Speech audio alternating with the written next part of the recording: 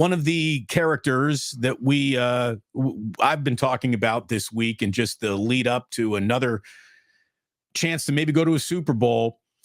Larry, I've been talking about Jed York more than I thought that I would be talking about Jed York at this point in time. And I've been talking about him in glowing fashion because I really think we saw a guy who appointed himself like the young, new, up-and-coming owner in the NFL, and he got way over his skis and overexcited and hired Mike Singletary right there in the locker room after that game against, the Minnesota Vikings, and he hires Mike Singletary.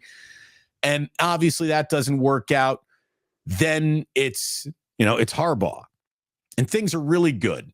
And during that things were getting really good, Jed was really feeling himself. He's getting a new stadium built. He's coming into his NFL ownership. It's his very first taste of fame. He's tasted fortune an awful lot in his life, but real lean forward, people recognize me everywhere I go. Fame was now Jed's for the first time, and I think he liked it. I think he liked the way those cameras focused in on him. He liked being at the podium.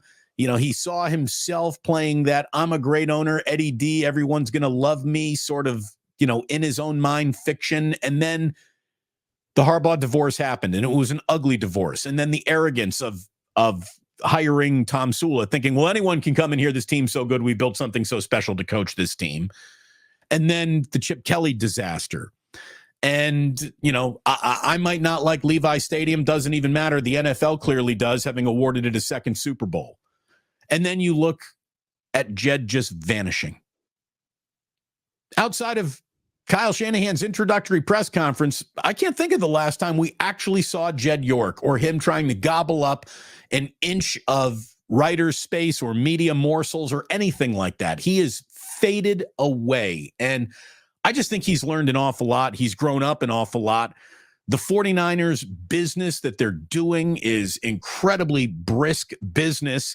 This team, when, the York family assumed control from the DeBartolo side of the family, was worth about $423 million.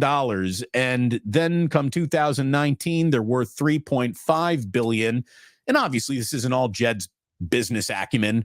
This is the entire league. This is new TV deals, new stadiums, and stuff like that. But this team right now, would be on the market for $6 billion, and if it were actually on the market, I think it'd go for 7 or 8. It's the Niners, for goodness sakes. The business is incredible. The profits are incredible. The value is incredible. The brand is incredible, and I think Jed York has drifted back into the lane of he's a good NFL owner because he's got the 3 B's down. You be spending on the right people. You be quiet when it's time to talk, and you be winning. And when you are quiet and you win and you make the right choices, that's good ownership. Championships aren't guaranteed to anybody. So just setting your team up to be a champion is really all you can do as the owner. And I think Jed's done that several years in a row here without much fanfare. And so I was just kind of handing him some roses because certainly I've buried Jed York in this town many times on big sticks. And I thought it was time to come back around and say, hey, in retrospect, he's done a really, really good job lately. Everybody needs to learn how to walk before they can run and before they can sprint. And, it's funny. My oldest son, Kevin, and he's very, very competitive, right? And we brought our third child home from the hospital. Kevin couldn't have been more than 4 years old. He looked at his newborn baby brother, Benjamin, and he said in a skeptical tone, put him on the floor and let's see if he can crawl. It's like the first day we started laughing. I put him on the floor. Let's see if he can crawl. And of course, he was a newborn, so we didn't take his advice. But you know what? In a lot of ways, and I just came from your house, and I'm looking at you and your wife raising 2 little guys. Guess what? You're not super critical of right now. These little boys. There'll be plenty of time in the future to be like, hey, They didn't fulfill expectations. But today ain't the day, right? You're just coaching them up. You're just getting them going. Eddie D and Jed's ownership, their ownership stints really very, very a lot of parallels. But Eddie D was allowed to make his mistakes in relative anonymity because the Niners were perennial losers and they weren't this upfront iconic franchise that everybody was watching. Jed, on the other hand, his baby steps happened after the franchise was already iconic. Already, everybody was well aware. And so his baby mistakes were absolutely, magnified, and people crushed him for it, yourself included, and everybody did. It wasn't you weren't alone. Other people were very critical as well. My point was this: Eddie D, when he took over the Niners, hired Joe Thomas. Why? Because he told me Joe Thomas was a Youngstown, Ohio guy, and he was recommended to Eddie.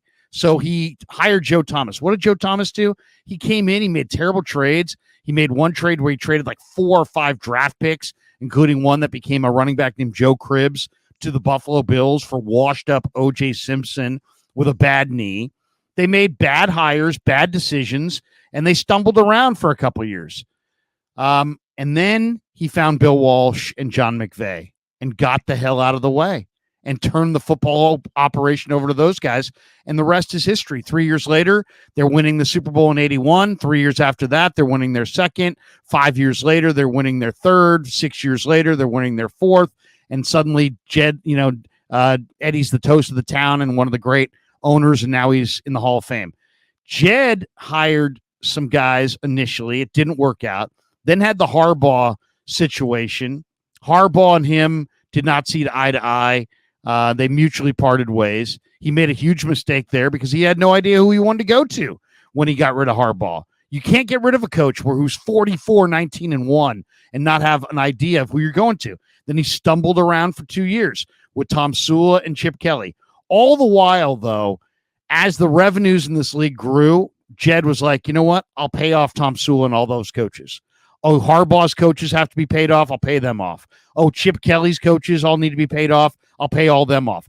Literally in a 3-year period, Jed spent probably $25 to $30 million paying off failed coaches and assistant coaches.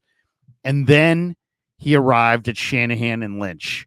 And now he's got 2 guys that he thoroughly trusts. The train is back on the rails, and he is present if you go to practice. He is present if you're around the team. But he's not public. He's not public. He's not talking. He's not tweeting. He's just giving these guys his support and he's there. He's not like the Hasso Plattner of the Sharks who's hanging out in some bar in Sweden or something. He's there, but he's just not public. Well, it's all working out just fine. That's what makes it even more impressive, because I think the temptation to step forward and maybe take a little bit of a bow is all around him. I mean, he'll take a bow when they win the Super Bowl. He will take a bow. I'm very confident of that. But that's the problem. The pre-bows are where he got himself into trouble. And tweeting and look, Larry, that he's getting interview requests. Kim Kawakami and Cam Inman and Matt Barrows aren't sitting there thinking to themselves, boy, I hope I can't get a quote from Jed York today. And he might be doing stuff on background and just talking to the guys, but he's clearly telling everyone, like, let's keep my name out of it. I want him on the Krug show, Super Bowl night. Yeah, we got to get him on. We'll get him on again. Jed and I, here's the thing. Jed and I used to get along great. We had a really good couple of conversations at a few guardsman events and charity events.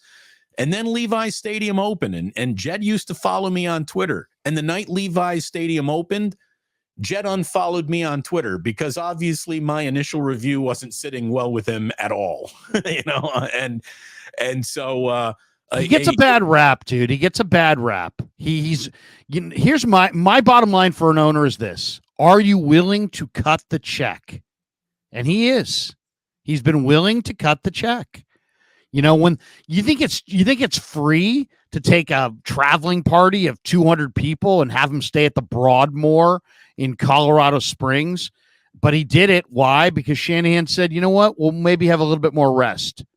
So this guy's willing to cut the check. I think he's proven at this point. You want Javon Hargrave, and it's going to cost, tens of millions of dollars in signing bonus money. You really want that? You think he's a difference maker? Yes, we do. Cuts the check. So, I mean, he spent the money, man. Now, granted, the revenues around the NFL are such that there's a reason all these coaches are getting fired and nobody has any patience. It's because the revenue's great, right? The TV revenue's burgeoning. The gambling revenue is just beginning to come crawling in. These owners are given a general fund check of probably close to $100 million a year. So they're making a lot of money, and that enables you to pay off coaches and assistant coaches and make mistakes and not live with them and so on and so forth. But Jed's success with this team goes beyond that, because he was showing leadership where he was coming across like a meddling owner at times. And now he's got Lynch as the face. He's got Parag on the business side. He's got Al Guido on the business side. The thing is percolating at a really high rate. He's got Shanahan on the football side. They've been in 4 of the last 5 NFC Championship games. He's comfortable with Shanahan. Shanahan's comfortable with him. They're all comfortable with Lynch. They've now got this Leeds project going as far as the soccer team, and Parag is quarterbacking that. And Jed will be a made man with his family. And winning the Super Bowl he's already been acclaimed as a business success because of Levi's Stadium and all the revenue that's been tied to that. He hasn't been called a football success, and he yearns for that. And he's on the doorstep of getting that done. And believe me, John, Kyle, Parag, Jed, they all will be in a different place career-wise when the Niners are in the winner's circle.